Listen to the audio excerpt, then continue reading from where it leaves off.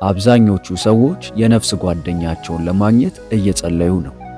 ነገር ግን እግዚአብሔር አስቀድሞ የሚልክላቸውን ምልክቶች ሁሉ ችላ ይላሉ። ለዚህም ነው ብዙ ክርስቲያኖች በተሳሳተ ግንኙነት ውስጥ የሚወድቁት።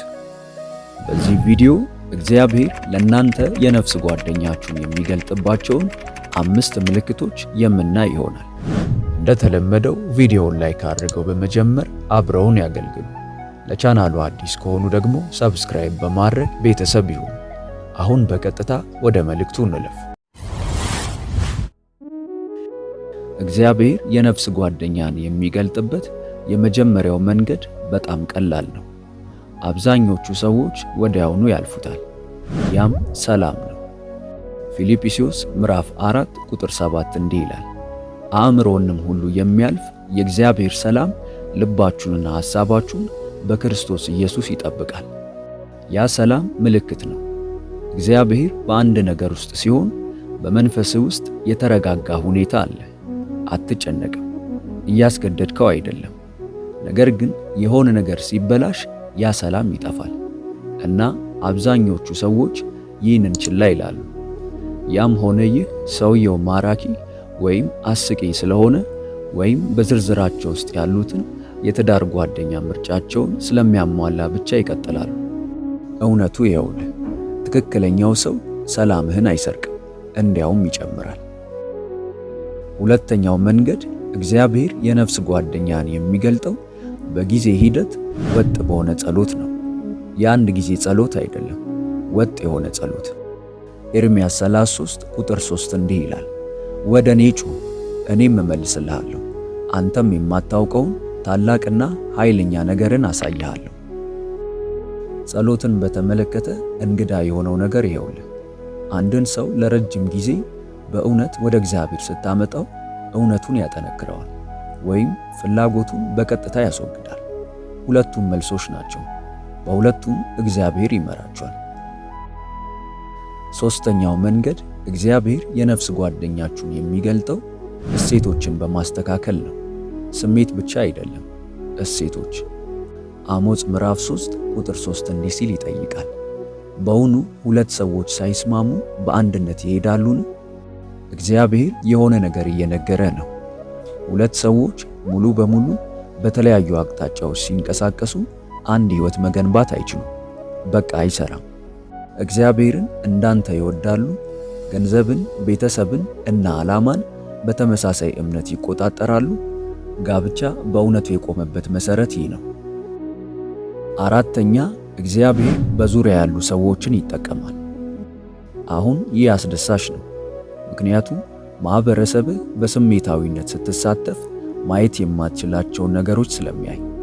ምሳሌ 11 ቁጥር 14 እንዲህ ይላል፣ ምክር በሌለበት ሕዝብ ይወድቃል፣ ነገር ግን በመካሪዎች ብዛት ደህንነት አለ። በደንብ የሚያውቁ ሰዎች፣ መንፈሳዊ ጓደኞችህ፣ ፓስተርህ፣ ቤተሰብህ በሕይወትህ ውስጥ ስለ አንድ ሰው ዘወትር መልካም ነገር ሲናገሩ ይህንን ችላ አትበል። እግዚአብሔር በማህበረሰብ በኩል ይናገራል። ተቃራኒውም እውነት ነው። የሚወድህና እግዚአብሔርን የሚፈሩ ሁሉ ስለ አንድ ሰው የሚናገሩት መልካም ያልሆነ ነገር ከሆነ ያ በአጋጣሚ አይደለም፣ ያ ማረጋገጫ ነው። አምስተኛው መንገድ ደግሞ እግዚአብሔር የነፍስ ጓደኛህን በዓላማ አሰላለፍ ይገልጣል። ዘፍጥረት 2:18 እንዲህ ይላል፣ እግዚአብሔር አምላክም አለ፣ ሰው ብቻውን ይሆን ዘንድ መልካም አይደለም፣ የሚመቸውን ረዳት እንፍጠርለት። ልብ ይበሉ፣ ጓደኛ ብቻ ሳይሆን ረዳትም ጭምር። አንድ ሰው በምድር ላይ ያለህን የተወሰነ ሥራ ለማሟላት የተፈጠረ ነው። ስለዚህ ራስህን ጠይቅ፣ ይህ ሰው ወደ ዓላማ ያቀርብሃል ወይስ ከሱ ያርቅሃል? እንድታድግና ወደ እግዚአብሔር ያቀርብሃል ወይስ እግዚአብሔር ከጠራ ነገር ሁሉ ያዘናጋሃል? እነዚህ አምስቱ የሚያመሳስሏቸው ነገሮች ነው። አንዳቸውም እንድትደነግጡ አይፈልጉም። አንዳቸውም አንድ ነገር እንድታስገድዱ አይጠይቁም። መዝሙር 37 ቁጥር 23 እንዲህ ይላል፣ የመልካም ሰው እርምጃዎች በእግዚአብሔር የተስተካከሉ ናቸው። እርምጃዎች የተስተካከሉ ናቸው። ይህም ወደ ትክክለኛው ሰው የሚመራን እርምጃ ያካትታል። ስለዚህ ሁሉንም ነገር በራስህ ለመፍታት መሞከርህን አቁም። ሂደቱን ማጣደፍን አቁም። ምክንያቱም በዙሪያ ያሉ ሁሉ እያገቡ ያሉ ይመስላሉ። የጊዜ ሰሌዳቸው የጊዜ ሰሌዳህ አይደለም። የእነሱም ታሪክ ያንተ ታሪክ አይደለም። አሁን ማድረግ የሚጠበቅብህ አንድ ነገር ነው። ከእግዚአብሔር ጋር ተቀራርበህ ኑር። በጊዜ ታማኝ ሁን። እናም እሱ አስቀድሞ እየላከልህ ያሉ ምልክቶችን በንቃት ተከታተል። ምክንያቱም ሩትንና ቦዔዝን አንድ ላይ ያመጣው ያው አምላክ በአገልጋይ ቀላል ጸሎት ለይስሐቅ ሚስት የሰጠው ያው አምላክ በታሪክህ ላይ እየሰራ ነው። አትረሳም፣ ችላ አትባልም እና በእርግጠኝነት ብዙም አልዘገየህም።